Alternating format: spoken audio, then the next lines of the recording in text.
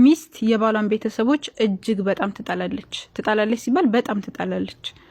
ከዛ ከለታት አንድ ቀን ባሏ የሆነ ደርስ ሊሰጣት ትምህርት ሊሰጣት ፈለገና ቤተሰቦች ነገ ይመጣሉ ይላታል። ከዛ በኋላ ምን ሊሰሩ ነው የሚመጡት? እኔ እንግዳ መቀበል አልፈልግም፣ እንግዳ መቀበል ሁኔታ ላይ አይደለሁም፣ ደብሮኛ ምናምን አለች። ከዛ በኋላ አይ ማምጣት አለባቸው ስለሚመጡ ቤተሰቦች እባክሽን የሆነ ነገር ሰርተሽ ጠብቂ ምናምን ብሎ ያሳምናታል። እንደምንም ብሎ ለምኖ ያሳምናታል።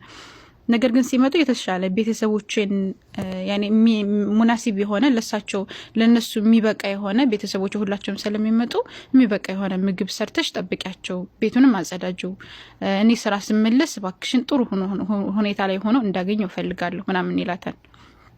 ከዛ በኋላ እየጠፈሻት እሺ ብላ ዝም ትለዋለች ማለት ነው።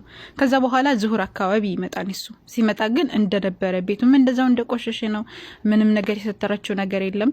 እንደዚሁም ደግሞ ምግብ አልሰራሽም እንዴ እስካሁን ምንም አላደረግሽም ምናምን ሲላት ምንም አላደረኩም ባክህ አለችው። ለምን ሲላትኝ ሲመጡ ያው ቤታቸው ስለሆነ እንደ ቤታቸው ስለማዩትኝ ያገኙትን እኛ እንደምንበላው በልተው ይሄዳሉ ብዬ አስቤ ነው።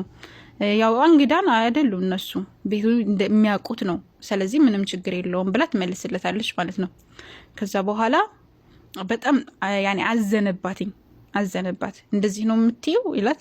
አው ባሌ ምናምን ብላ አላገጠች ማለት ነው። ከዛ በኋላ ወጣ ሄደ። እሱ ወደ ቤቱ ተቆረቆረ። ቤቱ ሲቆረቆር ግን የመጡት የሱ ቤተሰቦች ሳይሆኑ የሷ ቤተሰቦች ነበሩ። አባቷ፣ እናቷ፣ ወንድሟ፣ እህቷ ምንም ሁላቸውም መጡ።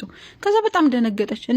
እንዴት መጣችሁ? እንዴ ማን ጠርቷችሁ ነው ምናምን ብላ ሲጠይቃቸው ባልሽ እኮ ሰርፕራይዝ አድርጓትኝ ሳትነግራችሁ ይሷ እንግዳ ስለምትወድ በጣም ዛሬ እንግዳ ይመጣል ምናምን ብያታለሁኝ።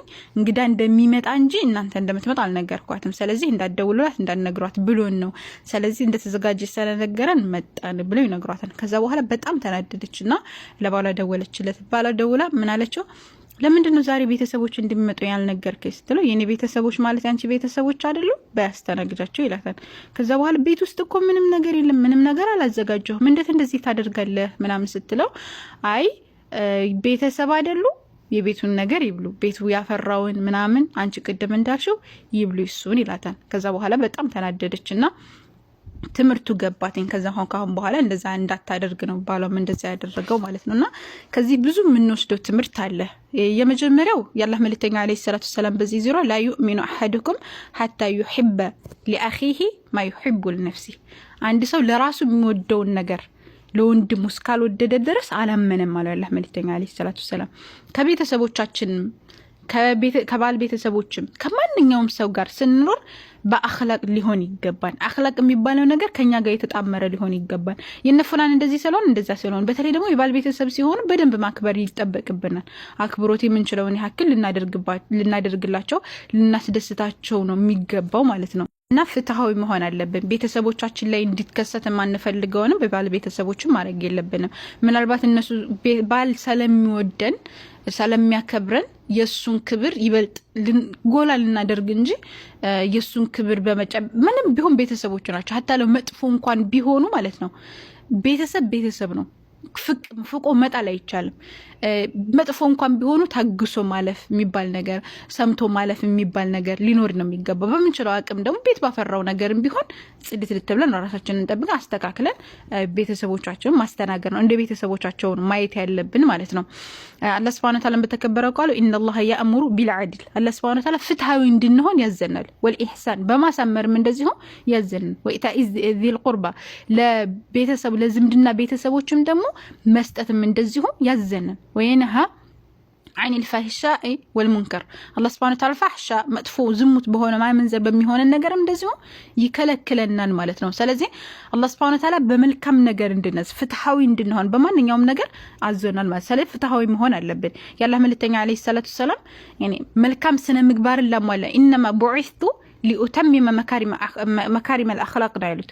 የመልካም ስነ ምግባርን ለሞላን የመጣውት ብለን ምለዋን ያላህ መልእክተኛ። ስለዚህ እኛም ደግሞ መከተል ያለብን የአላህ መልእክተኛ አለይሂ ሰላቱ ሰላም ባዘዙ መንገድ እሳቸውን ነው መከተል። እሳቸውን እንወዳለን ካለን እሳቸው ለቤተሰብ ለጓደኛ ለባል ቤተሰቦች እንዴት ነበረ ሲሆኑ የነበረውን የሚለውን ነገር ከእሳቸው ነው መውሰድ ያለብን። የአላህ መልእክተኛ አልቢሩ ሁስኑል ኹሉቅ አለ ያላህ መልእክተኛ። ቢር ማለት መልካም ጥሩ ነገር ማለት እኮ حسن الخلق ملكام سنكبر نوال والإثم إثم مالت دمو محاكا في نفسك بنفسه يعني مدفو مسلو يتايه نقر نوال طيب سلزي إنيا يه نقر ستة اندهونا ناكال اندزي ما رقاتشن سلزي أخلاقاتشن كمان نيوم سوغارا ما استكاكل ألبن ما سامر ألبن يالله ملتين عليه الصلاة والسلام أكمل مؤمن يعني بطا مولت يالو مؤمن ميبالو إيمان مؤمن ويم دمو مولت على إيمان اللو ميبالو أحسنهم خلقا يعني سنة مقبارو يا مارونو على الله ملتين عليه الصلاة والسلام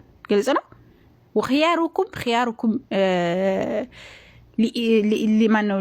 لسانهم يعني لسانه ويم دمو خياركم لنا كان أنت مرتو مالت دمو لسانه ወይም ደግሞ የምላሱ ጥሩ የሆነ ነው አለ አላህ መልእክተኛ አለይሂ ሰላቱ ሰላም እና ስነ ስርዓት መያዝ አለብን አخلاقችንን ማስተካከል አለብን ያላህ መልእክተኛ አለይሂ ሰላቱ ሰላም ማ ሚን ሸይኢን አثقሉ ፊ ሚዛኒ ከሚዛን እኮ በጣም ከባድ ነገር አላየሁም ሙእሚን ከአንድ ሙእሚናን የውም القيامه ትንሳኤከን ሚን خلق حسن ከመልካም ስነ ምግባር የበለጣሉ ስለዚህ ስነ ምግባራችን ከማንም ሰው ጋር ቢሆን ማስተካከል አለብን ደግሞ በተለይ ደግሞ የቅርብ ቤተሰብ የባል ቤተሰብ ምናምን ሲሆን ደግሞ ከዛ በላይ መሆን እንዳለበት ነው የምንማረው እንግዲህ ከታሪኩ ብዙ ነገር እንደተማራችሁ ተስፋ አደርጋለሁኝ ከዛ እንግዲህ ለራሳችን የምንወደው ለቤተሰብ ለባላችን ቤተሰብ ለሌሎች መውደድ እንዳለብን ማስተካከል እንዳለብን ታምራናል እንደገና ደግሞ ባሏ እየሰጣት ደርስ ደግሞ በጣም ተመችቶኛል በዚህ መልኩ ስርዓት እንድትይዝ ወይም ደግሞ በዚህ መልኩ ራሷን እንድታስተካከል ራሷን እንድትፈትሽ ወደ ራሷ እንድትመለስ ማድረጉ በጣም ደስ የሚል ነገር ነው